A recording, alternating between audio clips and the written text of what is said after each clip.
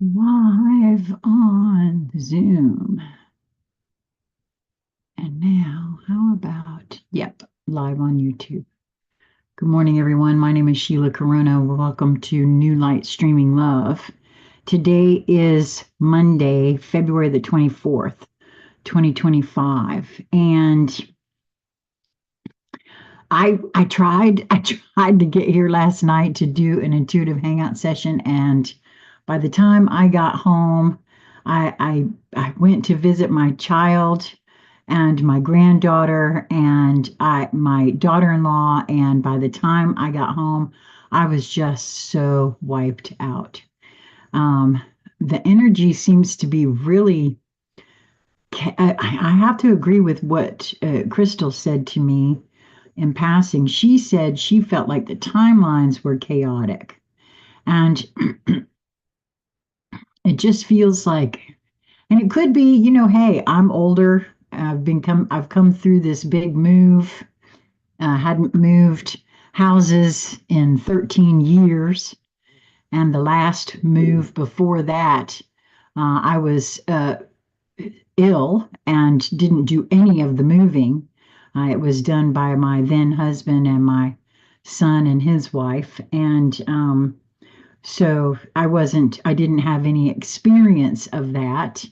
And I'm just ever so grateful that this move was actually mostly conducted by movers, thanks to my housemate and now my other housemate, um, Lisa's mom. But even so, it was and is still, as it is still ongoing, trying to get everything together here in the house. Um, Very chaotic feeling, even if it's not outwardly chaotic. And I don't know if this is a function of being older or what exactly, but when things aren't settled, things haven't found the place to live yet. So there's a lot of things around the house that are not put away. A lot of tubs that were used for packing in haven't found homes yet for those items, that sort of thing.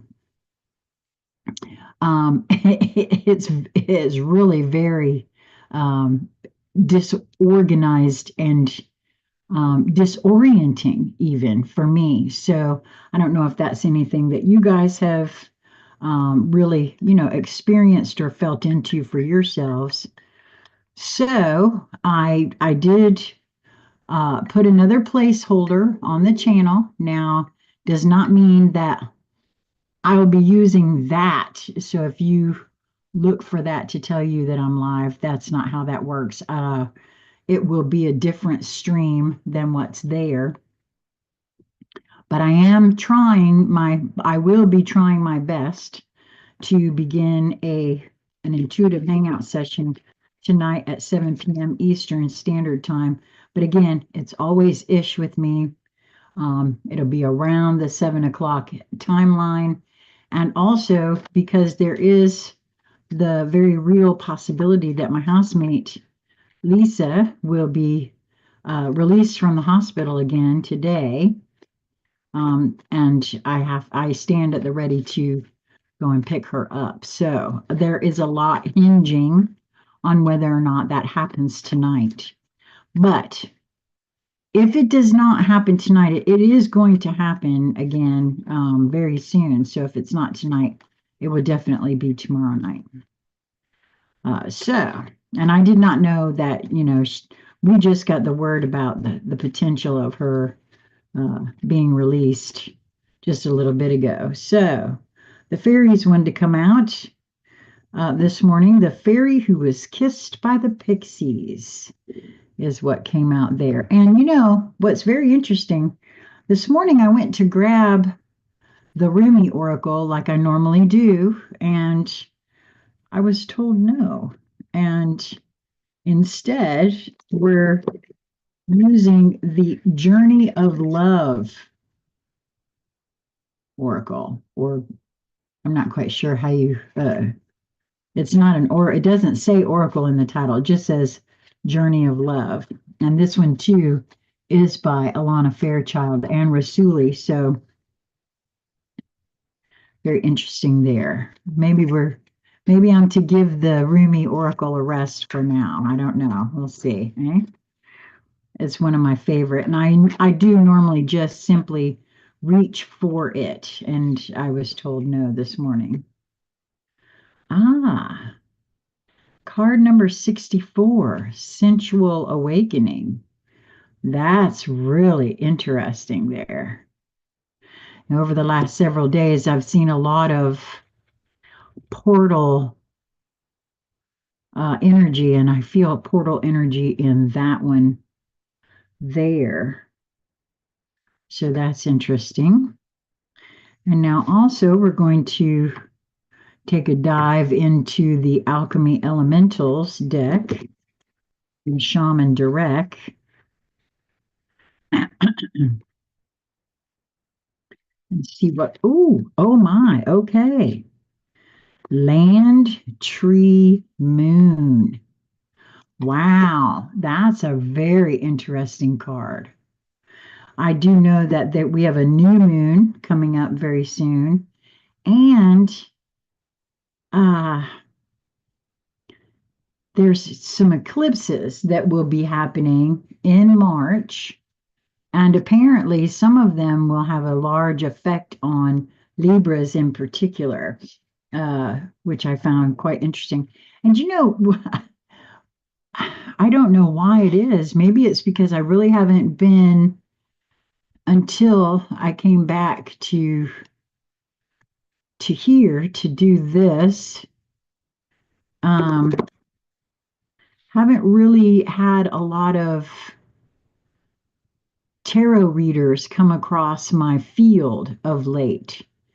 But boy, oh boy, this morning, as I was getting preparing for this live stream, and I launched YouTube on my phone because that's how I see the chat now, as my tablet has finally completely died. Um, it was tarot reader after tarot reader after tarot reader, all speaking to Libra. And so, very interesting. There are a few that really jumped out at me. So, I will be spending part of my day having a listen to what their cards are telling them for Libra Nation. One of the readers calls it Libra Nation. And so we'll have to see what's going on there. So now I'm getting one from the Surrender deck, as that is partly what I still need to do. Oh, wow. This one came out yesterday and it's come out again today. So that just reinforces for me. Again, anything that repeats itself for me is a message to be certain that I'm not, because I as I was getting ready to again for this live stream this morning, I was remarking on how thin my hair has gotten, and uh, I had the thought that is and could be partially indicative of a timeline jump. Now, also, though, in all fairness, I had not been caring for myself in the way that I know I need to. Taking my aminos, making sure that I'm getting in a good bioavailable protein. Having had a gastric bypass in 1999, the kind that they actually cut and rearrange your anatomy, I don't absorb nutrition in the same way as everyone else. And so when I don't make sure to get these things in, the first place it tells is my hair. And so to have this card come out again is reminding me, if we truly are moving through timelines, if we truly are creating our own reality, which I suspect we are, then it would behoove me to be certain that I'm not doing any negative thinking, that I'm not pulling in a negative timeline, that I'm not creating my imminent death, let's say, by, thinking about it or being worried about it. I'm either going to trust and know that I am cared for, all the while taking care of myself and my body, or I can think negatively and pull it all right to me. So, to me, again, that's a very real possibility there. Hmm. Okay, so who wants to go first? For some reason, the land tree moon wants to come first, even though it was not one of the first that was pulled. So, land tree moon, land tree moon. Card number 8, or page number 87. Land tree moon. Because the majority of people are trapped behind the veil of the five senses, most of them have no idea of the amount of knowledge and guidance that is available to them at any moment. Nature is awash with hidden messages and wisdom, especially trees, because they live so long and stand so tall, which allows them a much more expansive perspective than most people can access. While some people seek knowledge in books and universities, you are being called to the forest, my love. Go spend some time with trees, preferably at night. The trees have many lessons to share with you, to help you heal and to lift your spirits. Breathe deeply and direct your exhale on the mottled mosaic of their bark. This will allow you to synchronize your vibration with the tree. This will open you up to be able to receive its knowledge, an ancient wisdom that transcends the cognitive knowing of the mind. Wow. Well, I absolutely adore trees, and I love being out at night. Now, right now here in North Carolina, it's rather cold at night. So I'm not sure I'll be doing that right away, but I certainly live quite close to what they call a greenway at a very beautiful park. And so you can trust that there will be some time spent among the trees and outside today if I have any choice in the matter. As of late, there hasn't been the ability, the time and because there's so much to do around here, I haven't allowed myself the time to spend. We haven't had many sunny days. Yesterday was a sunny day. Um, but I didn't get to spend a lot of time in the sun. Now, today, just as soon as I'm complete with this live, I intend to go right out here on my front porch and just sit. There is a gorgeous tree directly across the street from me, who is at least part-time home to a rather large bird. And I haven't figured out if it's a hawk or a golden eagle. because it is sort of goldish in nature, but it is absolutely huge. And I've seen him sitting both in the tree and directly underneath the tree several days in a row, at least in the mornings. So it is most definitely his territory. And I feel as though that, especially after getting this, um, there was a time in our old place where we just moved from. Um, I called it my fairy glen. And many of the trees there introduced themselves to me when I first started to become open to hearing other things. And they actually shared their names with me. And so, very interesting that this is calling me back to the trees because it hasn't been, I haven't had the opportunity. Oh, and this card is card number 69, which is a six numerologically, if I've done the math on that correct, which is all about love, balance, and harmony for me.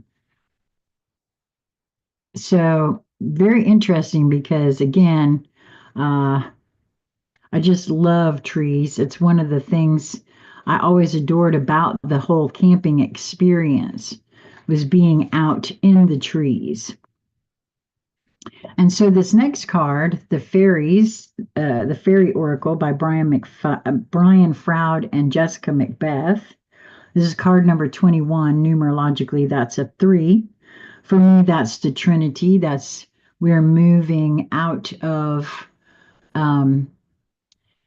in times past, I've said we are moving out of duality into a triality, and I feel as though that is a vibratory uh, shift. Moving from things being true or false, right or wrong, good or evil to and. Because things are not just one way or another, or at least they certainly aren't for me anymore. And I feel that it will be an individual shift. It's not something that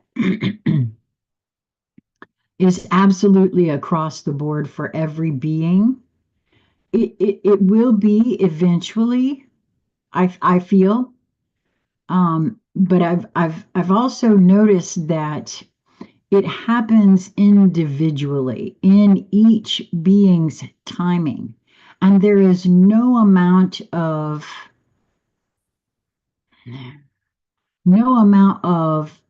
assisting another person to wake up that will help that because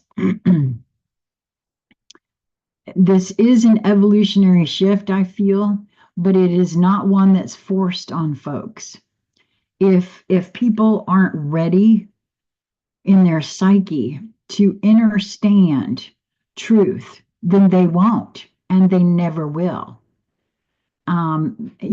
Just like that saying that, God never gives one more than they can handle. Just like when we had a reading the other day about the singer of intuition, where we get these tests and we're not tested unless we are capable of passing that test. It's all the same thing to me. So when I speak on the Trinity, when I speak on moving from duality to a triality, that is kind of what I mean for myself. And everyone's mileage will vary on this, and rightfully so, because we are, that's the other thing, in moving from a duality, it's not all one way or the highway kind of deal. It is a very individuated path, and no amount of pushing another person to see what you see, regardless of what it is. from the corruption that you can see that they cannot, right on down to understanding, multidimensional concepts. It's all the same. The conscious psyche can only handle what the conscious psyche is prepared to handle. And due to all of the programming and conditioning that every being on this planet has been put through, whether we believe that or not, we have. And the traumas are very individuated. What was a traumatic experience for me may not have been a traumatic experience for you. And for me to assume that it was traumatic for you as well, well, that's just wrong, in my view, at any rate. So, the fairy who was kissed by the pixies. Love given, love received. Metaphorical open heart surgery. Pixie kisses are not chocolate like the well-known Hershey's kisses, but the pixies claim that they're a whole lot sweeter and don't do anything dreadful to your teeth. However, if the pixies have been munching fairy chocolate, some pixie kisses give people freckles. As Brian wrote, the pixies say that there cannot be too much kissing. A fairy kiss is a blessing indeed. Pay attention when you feel a fairy touch on your cheek or lips. Pixie kisses, in fact, all fairy kisses, are to be noticed and savored. If you do notice, you will find yourself smiling without meaning to, and feel a surge of warmth swell in your heart. This fairy, Morna, is the queen of love. All kinds of love, brotherly, sisterly, parental, friendly, unconditional or conditional, either or both. She tells us it takes perfect people to have a perfect love, but we, imperfect as we all are, may have many loves, each one perfect for who we are and for what we need now. These loves may not feel perfect. They may not look perfect from the outside, but they fit us now. If we don't like them, she shrugs, then we need to change ourselves so that a different kind of perfection fits us. Here we see Morna in her role as heart surgeon, using the power of love to help us open our hearts when we have closed them out of fear, helping us to expand and become more of what we have the potential to be.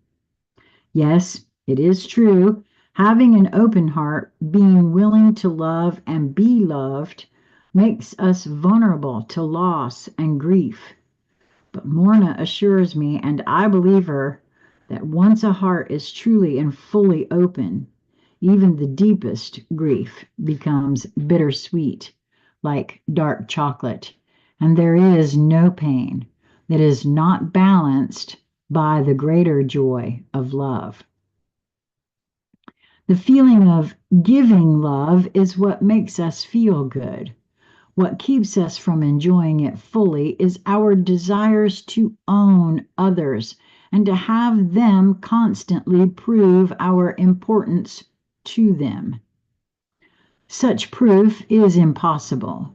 However, this kind of conditional and self-limited love is part of how we learn about real love. If ever you hear yourself asking, "Do you really love me?" or saying, "I don't think you really love me," then you know that the love you are giving to the other is conditional and limited. Morna would like to help us learn to live others without conditions. And she also would like us to learn to love while still staying properly centered within ourselves. And so, for myself, too, when I was speaking earlier about consciousness and trying to force another to see something, there's a lot involved there. And you know, if one is in a relationship where that is going on, um, for me, it has to get to the point where you feel what is the deal breaker, right? And if you absolutely have to have that person see everything the way you see it, then getting out of that relationship is the best thing. It certainly was for me. Trying to force another being into accepting something that their consciousness isn't ready to accept. Well, that's not an unconditional love. And so that's not fair to the other person in any sort of way. At least that's what I came down to for myself. It was very unfair of me to expect my husband to understand things that I understood. And very um it was not in any way conditional love, that's for certain. And I found myself becoming uncentered because of my feelings about it. Now, I couldn't see, sense, or feel that in the midst of it, but I can certainly see, sense, and feel it now. It is important for us not to lose ourselves in others and let their desires become ours while losing sight of what we need for fulfillment in our own lives. In the long run, or even in the not so very long run, that never works out. We only think we know what others want and need, and sooner or later we get it disastrously wrong, usually by thinking we know what they ought to need. We are all learning about love, and in the process of learning, we all act as teachers for each other. Ram Dass said, the karma of relationships is the hardest karma there is. Believe it, Morna advises, and this is true no matter what the relationship is. But for all that, love in its purest sense is the fast track to self-realization and enlightenment. The wild thing at the top of the picture is filled with bliss and is longing to cuddle its way to enlightenment. Remember, everything and everyone in fairy glows with its own light. So do we. Much of that light is the glow of love. Remember that it is important. Opening your hearts more widely, opening our hearts more widely to the giving and receiving of love evokes the well-kissed fairy within. Oh, wow, what can I say here? Love, sweet love, accept it, burnish it up, add to it, and pass it on. The presence of the fairy who was kissed by the pixies suggests giving and receiving love and intimacy in any of a wide variety of relationships. She gives notice that this is a time to open and heal our hearts. Different aspects of life may well be flowing happily together, healing separations and hurts from the past. Bonding may take place and deep feeling may emerge. Changes for the better may occur in all aspects of life, but especially in relationships, which may be deepening and becoming richer. You may be experiencing love therapy for opening the heart as new relationships begin and old ones develop. Enjoy. Wow, I love that for today, for so many reasons. Um, okay, so the next one and the last one here is Sensual Awakening. This is card number 64, which is a 1 numerologically, the I am. Within the sacred temple of your body, your soul experiences the vast buffet of life made manifest. Your sensuality is a way for your soul to express appreciation, pleasure, and joy. Your sensuality is much like your creative energy. It needs to be expressed regularly, otherwise, it can become muffled under a fuzz of too much thinking. You are being called to experience your sensual nature again. You are beautiful and vivid, striking and appealing. Allow your sensual appreciation of yourself and others to flow and enjoy this unique experience of being a soul awakening in a body awakening. It's all love. This oracle brings you guidance that your sensual nature needs to play, and it doesn't require an external lover to do so, though that is one way, of course. It can be expressed through massage, creating art, spending time in nature, which is so interesting because the whole time I was reading that before now, I was thinking of this card and how I feel when I am in that environment. Swimming, dancing mindfully, feeling the sun or air on your skin, drinking aromatic tea, or taking a bath. Play with what feels good for you and enjoy the indulgence. It will bring you renewed energy, and apart from that, it's fun. I dare not touch my heart's desire that sings a melody so still and lights within a yearning fire, a void that you alone can fill. I cannot say how my heart aches, nor speak the words as embers burn. Such blessings come to those who wait, a love that asks not in return.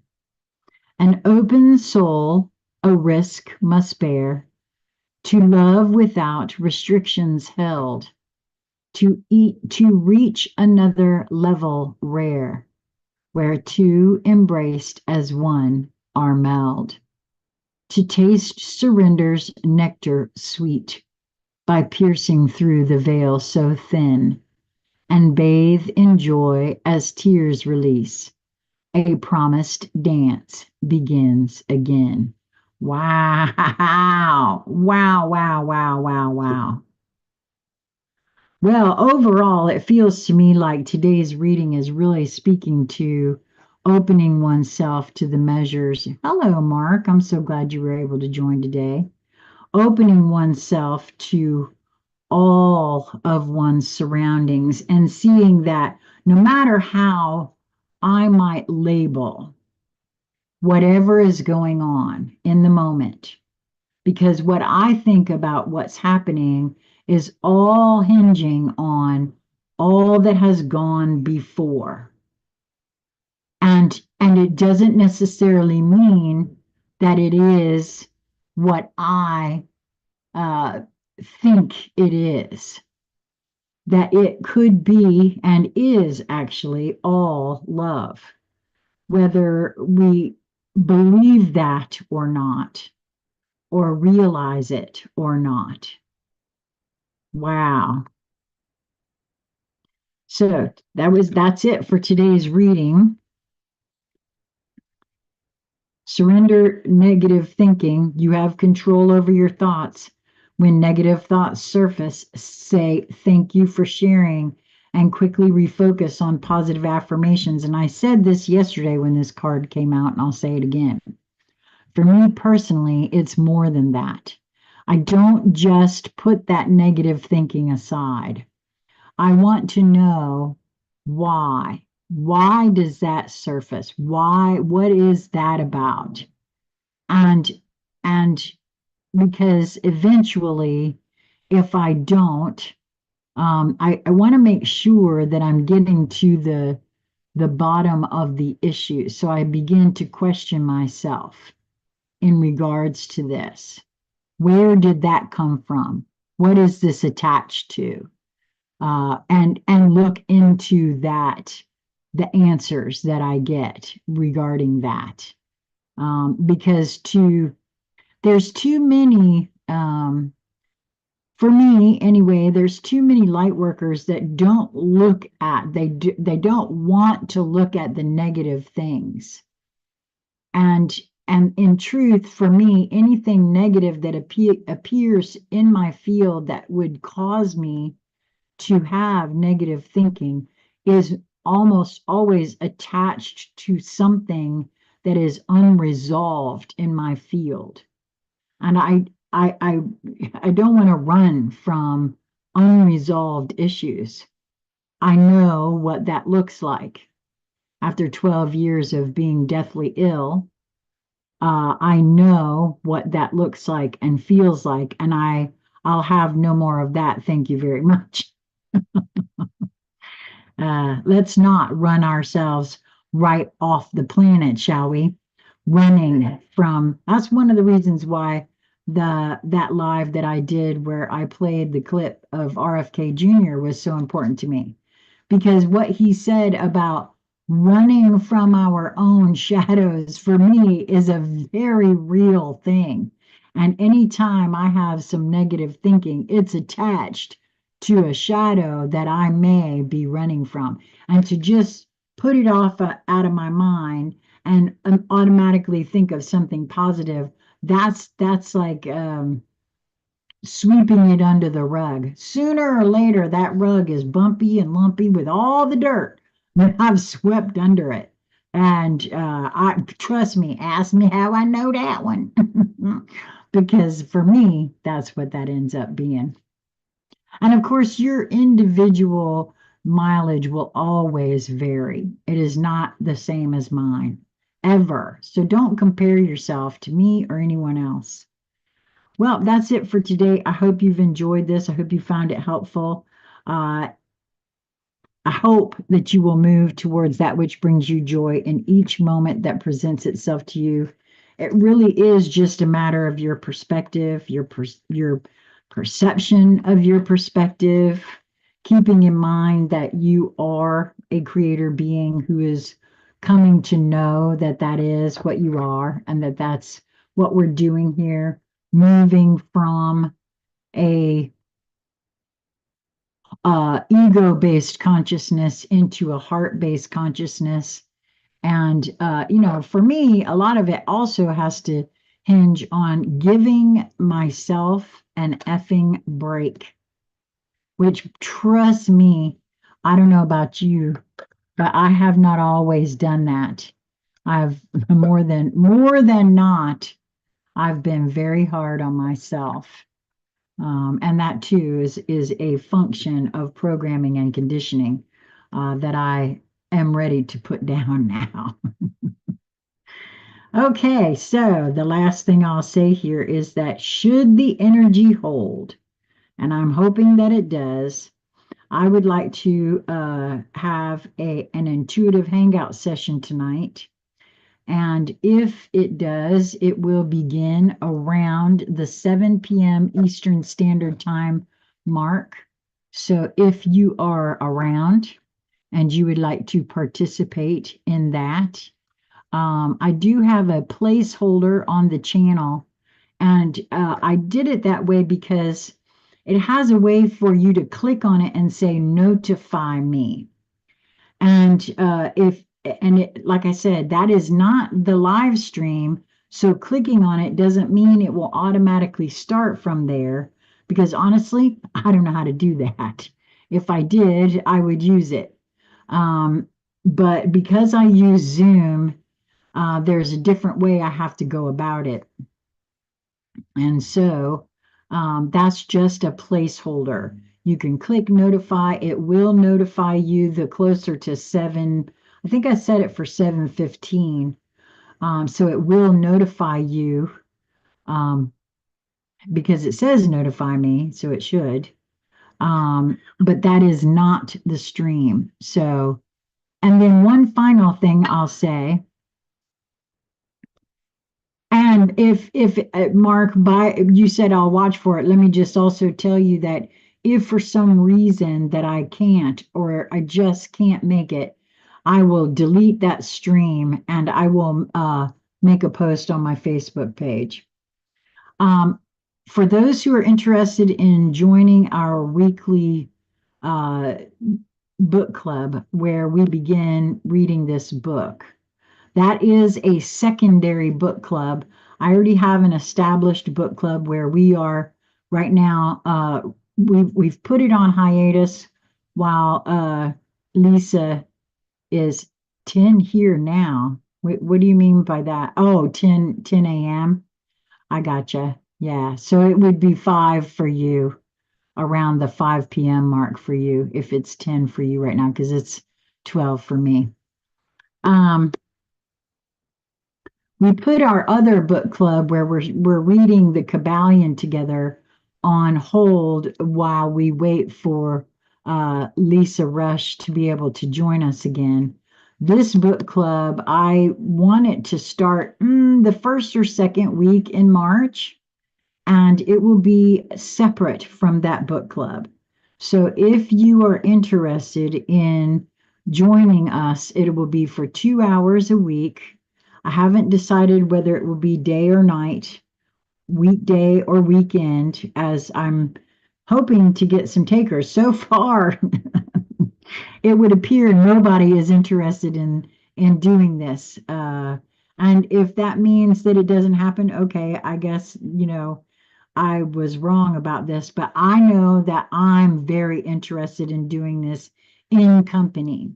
One of the things that I have enjoyed so immensely about our book club is that it would appear as though being able to read these kinds of books together with other people at the same time, not reading it on your own and then coming to talk about it, but actually physically reading the book together in Zoom live and being able to stop at will and discuss or question each other about, okay, so what do you think that means? This is what I think that means.